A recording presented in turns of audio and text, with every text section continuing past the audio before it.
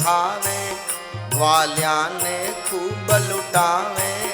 मारी माई कन्हैयो बड़ो चोर है। खावे सो तो खावे, ग्वालिया ने खूब लुटावे। मारी माई कन्हैयो बड़ो चोर।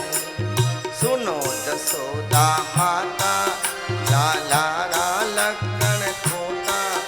मारी माई कन्हैयो बड़ो चोर है। सुनो यशोदा माता, लाला लखन खोता। मारी माई कन्हैयो बड़ो चोर। कन्हैयो बड़ो चोर है। कन्हैयो बड़ो चोर।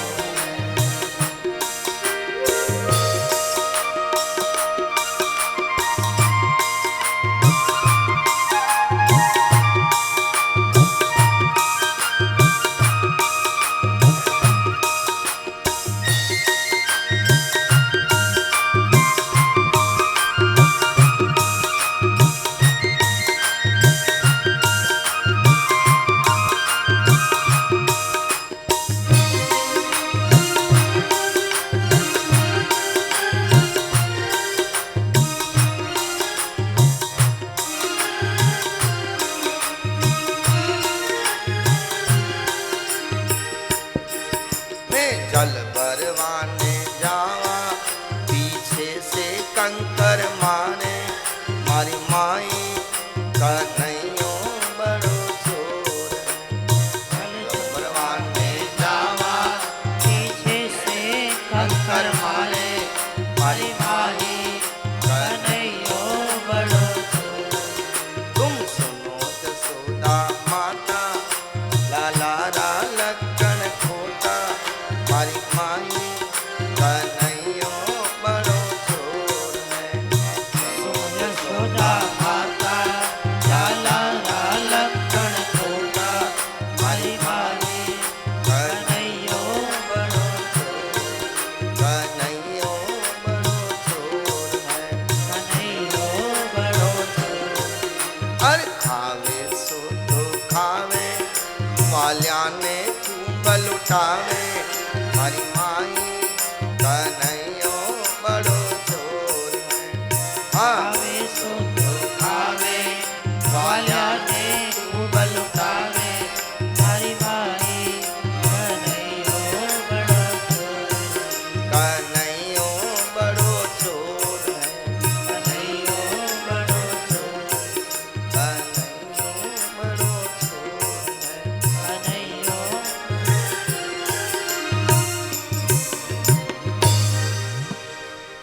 तो भगवान कृष्ण की ये सब शिकायतें हैं। हमारे घरों में भी बालकों की, कई बालकों की ऐसी शिकायतें रहती हैं। हमने तो आगे कभी कोई कथा में कहा, कोई संसार छोड़ करके कोई त्यागी बन जाए, कोई विरक्त बन जाए, अच्छी बात है। लेकिन हम संसारियों के लिए सगुण साकार ईश्वर की जो लीला है, उन से ज्यादा हम उसका ज्यादा अनुभव कर सकते हैं। वो तो ध्यान में बैठेंगे, उनके भगवान की लीला उनके घूमेगी। इन हमारे घर में तो आंगन में खेलता हुआ कृष्ण साक्षात कृष्ण लगता है। जिद करता हुआ, लड़ाई करता हुआ, एक मां का पल्लू खींचकर जिद करता हुआ, ऐसे लगेगा साक्षात हमारे घर में कृष्ण की लीला हो रही है। हम गृहस्थियों के लिए ज्यादा सुविधाजनक है। बालक जिद करता है, ऐसे कन्हैया भी जिद नहीं करता है। घर के आंगन में बालिका खेले, कन्या, तो ऐसा नहीं लगता है जैसे हमारे घर में राधा जी खेल रही है। एक भजन है, छोटी सी किशोरी मेरे अंगना में डोले रे, ब्रज में गाते हैं, छोटी सी किशोरी मेरे अंगना में डोले, मैंने वासो पूछी काहे तेरो नाम रे, हंस हंस के बोली वो तो राधा मेरो नाम रे, छोटी सी किशोरी मेरे अंगना में डोले रे। इसलिए हमने कल आपसे थोड़ा निवेदन किया था कन्याओं के लिए, आज वो किताब में वो लेके आया। पेट में कन्या कहती है, मुझे बचाओ, मेरा क्या कसूर है। इसका क्लोजअप करके फिर एक एक फोटो आप देखोगे। ये बालक के, जो गर्भ में बालक आता है,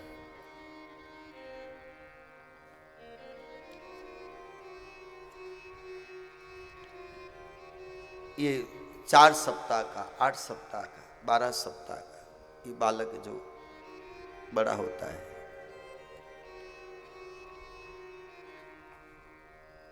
और ये बालक पूरा विकसित हुआ किस तरह मां के पेट में, और अब ये अस्पताल में ले गए, ये कैंची जा रही है, अब इसके टुकड़े किए जाएंगे। ये कैंची देख लेना और बाद में अच्छी तरह, और ये टुकड़े हो गए, पात्र में रखे हुए गर्दन, हाथ, पांव, ये सब टुकड़े हो गए। अब बताओ, एक जीवित कन्या को हम अस्पताल में किस तरह टुकड़े करके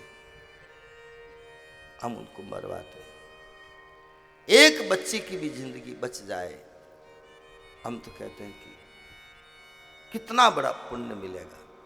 इसलिए पुस्तक जहां तक हो सके मैं साथ में रखता हूं, कई जगह कथा में बंटवाई भी है और साथ में रखते हैं। आप फोटो नहीं देख सकते तो हकीकत में जो होता होगा वो क्या दृश्य होगा। तो घर के आंगन में बालिका खेले वो राधा है, घर के आंगन में जो बालक खेले वो कृष्ण है। भगवान कृष्ण की लीला हमें सबको आनंदित कर रही है। पूतना का आगमन होता है, इतनी गोपियों के बीच में पूतना भी आती है, सब श्रृंगार करके। कंस की भेजी हुई पूतना विष लगाकर आई है, मुझे इस बालकों को मारना है। छोटे छोटे बालकों को मारती हुई आई है। नंद जी के द्वार पर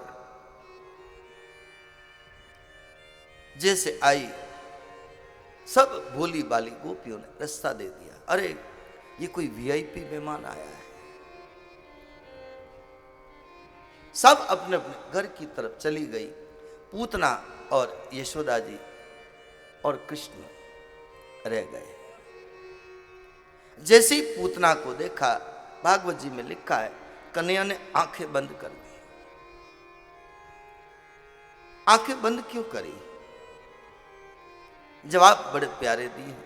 आंख बंद इसलिए करी कि कन्हैया ने सोचा ये बाल हत्यारण है, बाल घातिनी है, ऐसे बाल हत्यारी को मैं नजर नहीं देखना चाहता, मैं दृष्टि नहीं मिलाना चाहता, मैं देखना ही नहीं चाहता। इसलिए पालने में सोए हुए कृष्ण ने आंखें बंद करी। एक संत ने कहा, नहीं, इसने कौन सा पुण्य किया है, कौन से जन्म में ऐसा पुण्य किया है जो आज मेरे सन्मुख आई है। नहीं तो ऐसे विष लगाकर मारने वाली छली कपटी दुष्ट को तो मैं वो मेरे सामने आ नहीं सकती। जवाब है रामचरितमानस का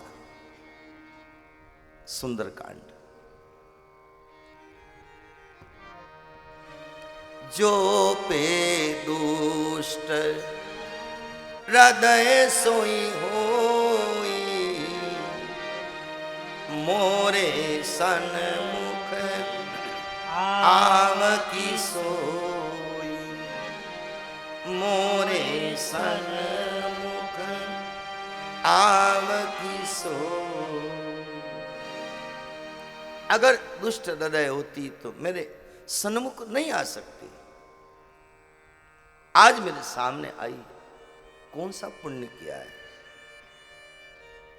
आंख बंद करके भगवान कृष्ण उसके पुण्य का खाता चेक कर रहे हैं, इसलिए आंख बंद करी। एक संत ने कहा,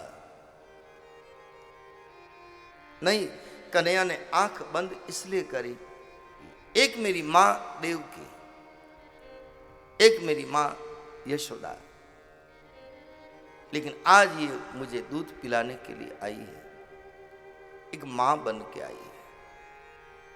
मेरी मां देवकी को कौन सी गति दूं, यशोदा को कौन सी गति दूं, और आज ये मारने के लिए आई है, इसको मैं कौन सी गति दूं, ये विचार कर रहे हैं, इसलिए आंख बंद करी। एक संत ने कहा, नहीं, आंख बंद करके कृष्ण बोले बाबा का ध्यान कर रहे हैं। बोले बाबा आप आओ, ये मुझे विष पिलाने आई है, मैं आपसे प्रार्थना करूं और आप पधारो, ये विष ऊपर से आप पी लेना और दूध मैं पी लूंगा। इसलिए आंख बंद करके बोले बाबा का ध्यान किया है। ऐसे कई कारण भागवत जी में बताए हैं। भगवान कृष्ण के केवल आंख बंद करने के इतने कारण हैं, तो भगवान की पूरी लीलाओं के कितने क्या क्या कारण हैं। हरि अनंत, हरि कथा अनंत, क्या क्या उस प्रभु की लीला का वो कहें। पूतना लेकर के गई दूध पिलाने को, यशोदा जी ने भी दे दिया, जाओ जाओ, और लेके निगाह चुरा कर लेके भागी और अपने असली रूप में आ गई। पूतना कहती है, छोड़ दे मुझे, छोड़ दे मुझे, छोड़ दे, और कन्हैया ने कस के पकड़ लिया पूतना को, और दूध के साथ साथ कृष्ण उनके प्राणों को खींचने लगे। वो कहती छोड़ दे छोड़ दे, कन्हैया कहते मेरी मां ने पकड़ना सिखाया है, छोड़ना सिखाया नहीं, कैसे छोड़ू। और आखिर में उनके प्राणों को खींचते धड़ाम से गिर पड़े, और ऐसी गिरी कि पर्वत के समान, जैसे कोई पर्वत गिरा हो, पर्वत के समान। कई वृक्ष गिर गए, कई वृक्ष गिर गए, इतना बड़ा मानो वज्रपात हुआ, पर्वत के समान असली रूप में प्रकट हुई। नंद बाबा के घर में हल्ला मच गया, कृष्ण कहां गया, कृष्ण कहां गया, कृष्ण कहां गया। कोई उधर ढूंढे, कोई उधर ढूंढे, कोई उधर ढूंढे, आखिर में ढूंढते ढूंढते देखा एक विशाल शरीर लिए हुए भयंकर राक्षसी पड़ी है, और उसके पेट के ऊपर बाल कृष्ण खेल रहे हैं। तब सीढ़ियां लगाई, सीढ़ियां, निशन नहीं। अब बताओ कितना बड़ा विशाल शरीर होगा, बाल कृष्ण कितने छोटे हैं। सीढ़ी लगा करके कृष्ण को उतारा, मां ने छाती से लगाया, गाय की पूंछ से नजर उतारी है। नंद बाबा ने माँ यशोदा ने खूब दान दिया है, आज मेरा बेटा बच गया, आज मेरा बेटा बच गया। हम तो हर कथा में कहते हैं